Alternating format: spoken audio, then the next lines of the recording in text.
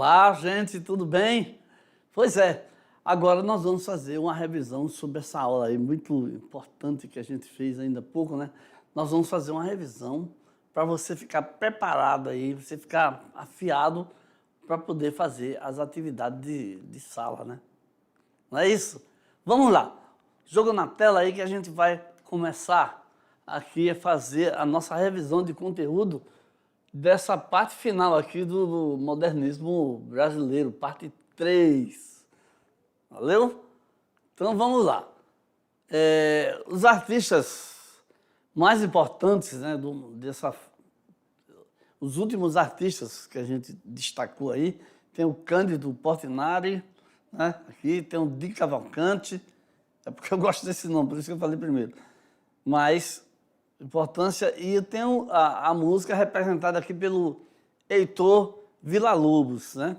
Então, você vai ver, assim, o que ele contribuiu através de suas pesquisas.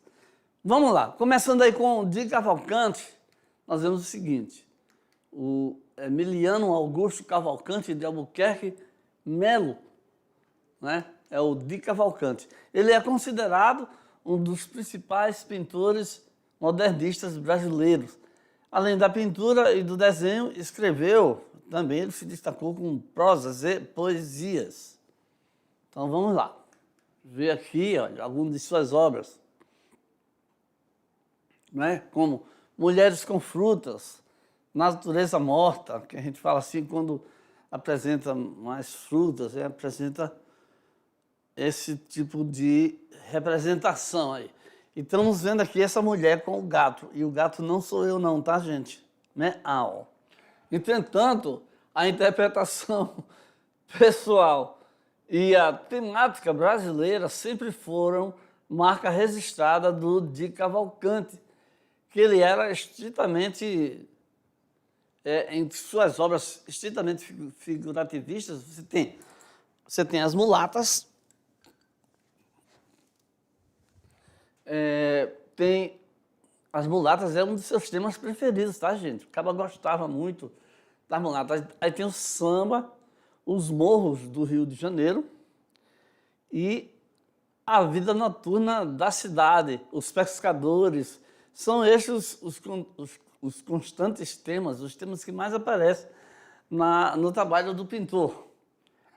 Tá? Vamos ver aqui outro artista maravilhoso aqui, né, que é o Cândido Portinari.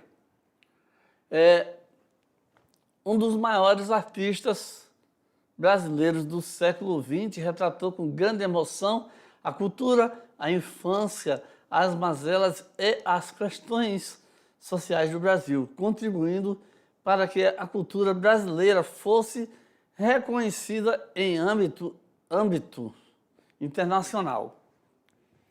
No mesmo ano em que pinta Retirantes, Portinari produz a tela Criança Morta. E o quadro também faz parte do acervo do Museu de Arte de São Paulo, o MASP.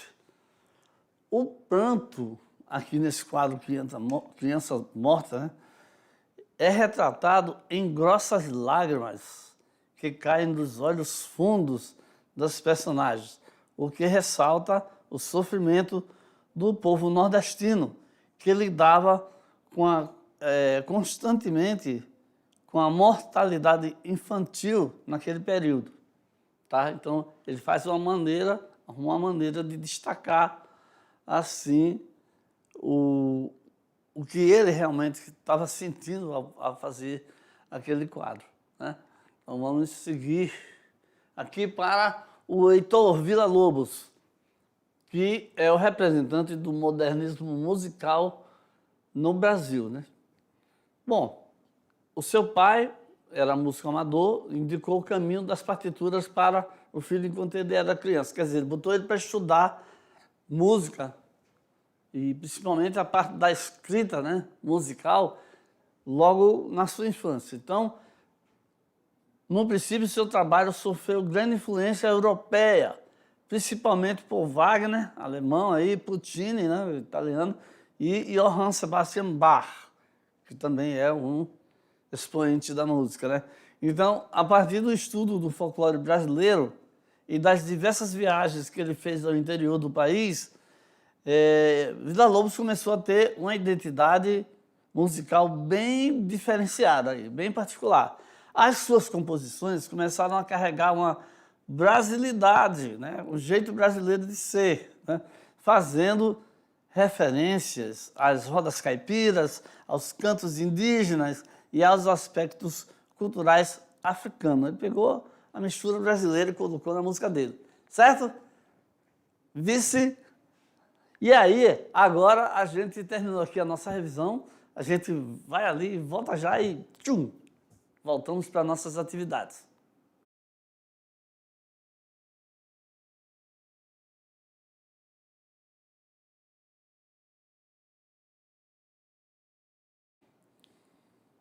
Opa, opa, olha eu aqui, outra vez, né? Falando bem brejeiro, bem... eu quero então começar com vocês as nossas atividades de sala.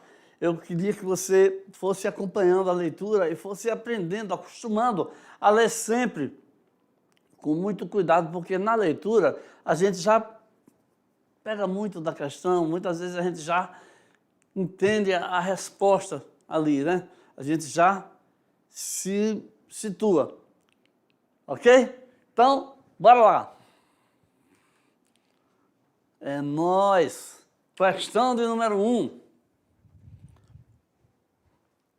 Nessa questão de número 1, vamos ver aqui, Emiliano Augusto Cavalcante de Albuquerque Melo, de Cavalcante.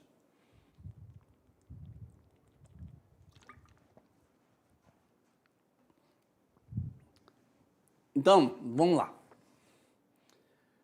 Ele morreu em 1976. Ó. Ele atravessou o século, né, gente?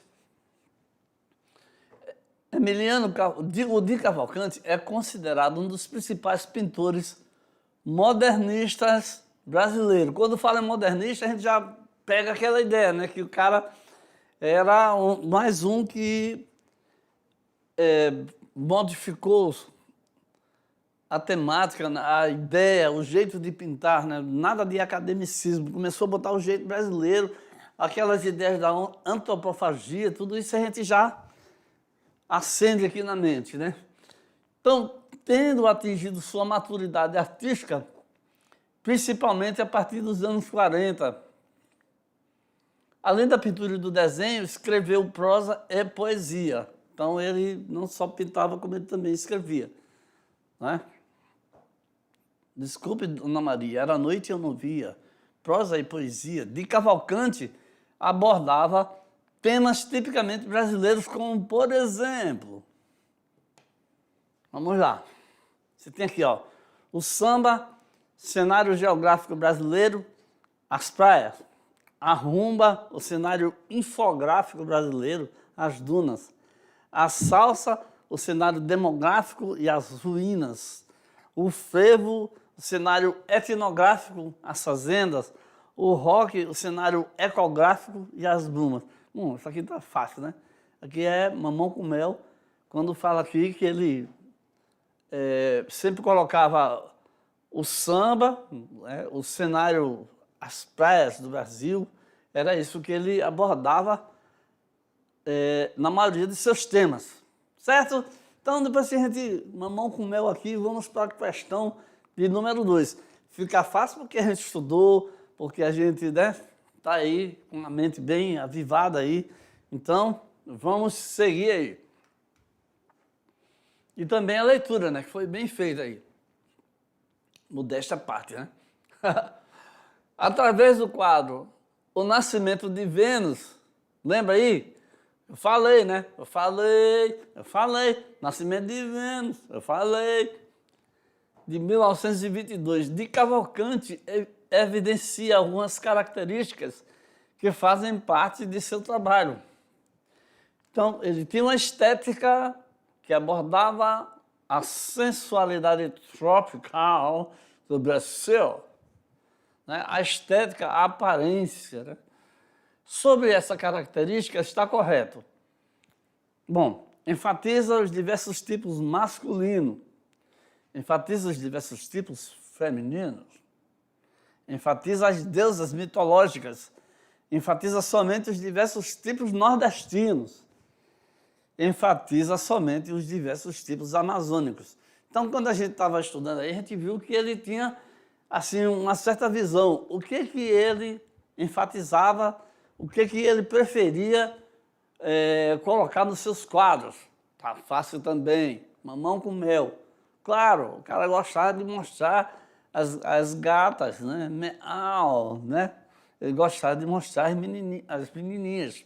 Estou brincando, as menininhas não. Mas eram os tipos femininos brasileiros, tá bom? É só para descontrair, pessoal. Vamos seguir, então. Questão de número 3. Até agora está muito fácil. Bota uma questão aí, mais ou menos aí, para ver se a gente, né, se anima aí, né? Então, a Semana de Arte Moderna de 1922 reuniu artistas de todas as artes com visões diferentes, né? Com outras visões sobre estética.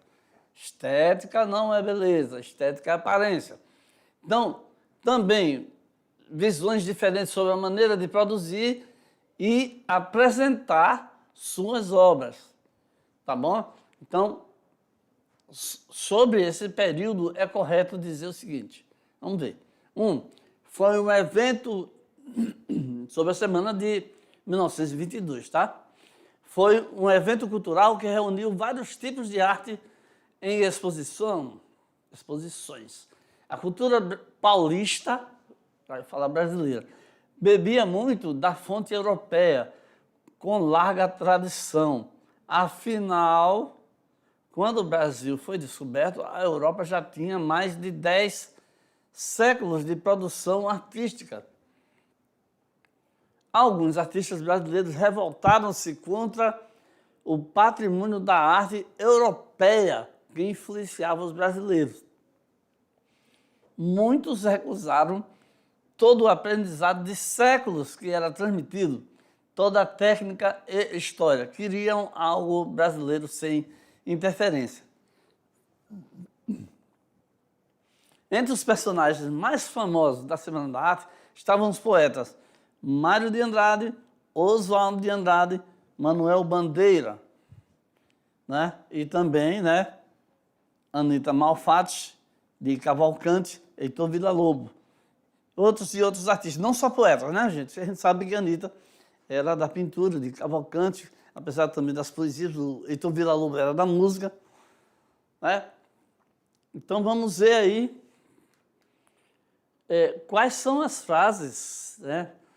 Quais são as alternativas que estão corretas. Vamos ver uma configuração aqui. Qual foi que deu certo, né? Então você tem que 1, 2 e 3 estão certas, a última está errada. Vamos ver por quê? É a letra C, né? A resposta. Então vamos ver aqui.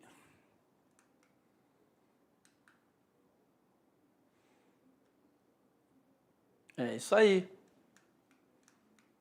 Tá? Todas estão corretas. Vamos seguir, então? Bora lá. A questão de número 4, você tem a Semana de Arte Moderna de 22, tinha como uma das grandes aspirações renovar o ambiente artístico e cultural do país. Analise, tá? Veja aí, pense, vá para lá, vá para cá, estude a parada aí, as sequências que reúnam... Um pigarrozinho aqui, né? Proposições corretas, certo?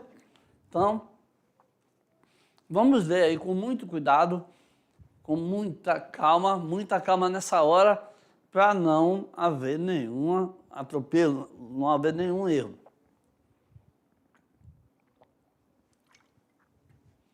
Você tem ali, ó, a escultura e a pintura tiveram seu apogeu, seu auge, né? Ponto alto, com a valorização dos modelos clássicos. formavam movimentos artísticos como Pau Brasil, Antropofágico, Verde e Amarelo, Grupo de Porto Alegre e Grupo Modernista Regionalista do Recife. Terceiro,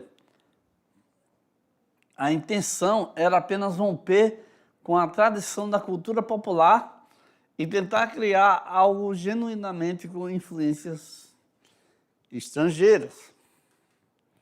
Então, e aqui, 4 aqui, ainda tem mais uma, né? O maestro e compositor Villa-Lobos foi um dos mais importantes atuantes, participantes da semana. Então, o que está certo aqui? Temos a letra D, que diz que o 3, vamos ver o que diz lá? Vamos voltar lá. Olha. Tentar criar algo, romper com a tradição da cultura popular e tentar criar algo com influência estrangeira, isso aqui doeu. Tá? Doeu na consciência, né? Tá doido, é? Tu é doido, é? Tô fora? Nada disso? Deixa disso. Acaba com isso. Certo? As outras estão, né? Maravilha, correta. A questão de número 5. Vamos ver aí. No princípio, seu trabalho sofreu grande influência europeia, principalmente dos compositores Wagner, Puccini e J.S. Bach, ou seja, Johann Sebastian Bach.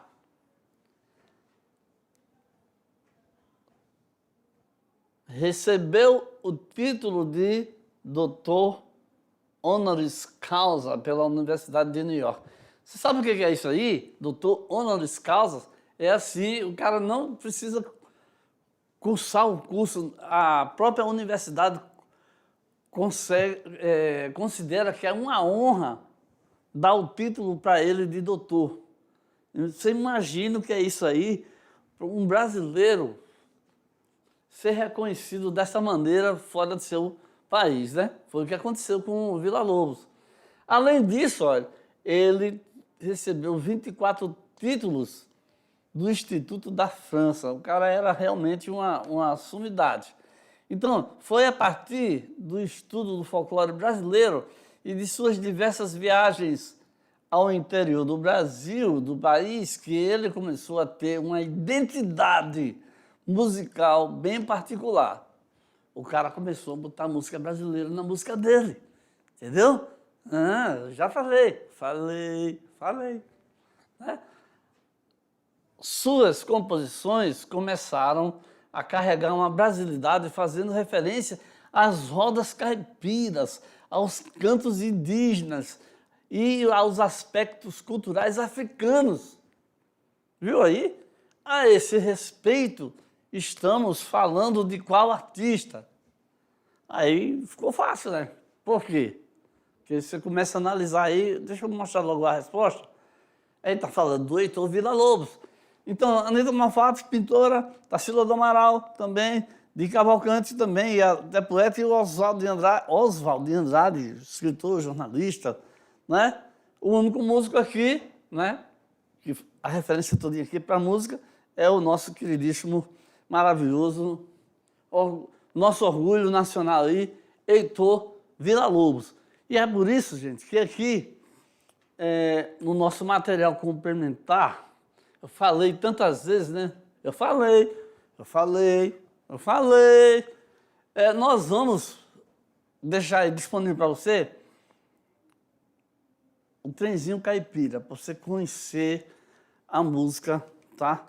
E aí, nós chegamos ao final da nossa aula, e aí, né, eu vou tirar aqui, para a gente encerrar com alegria, né?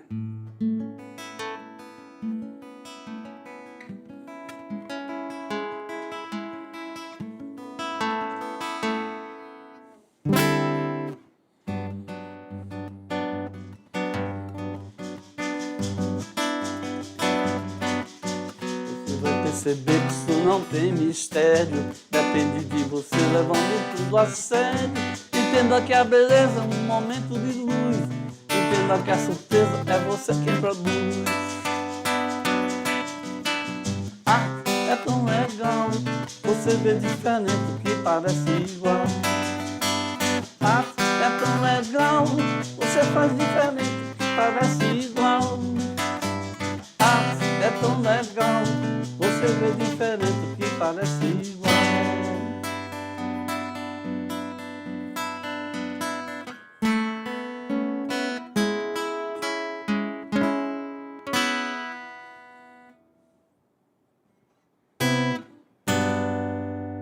É nóis! Ficamos por aqui.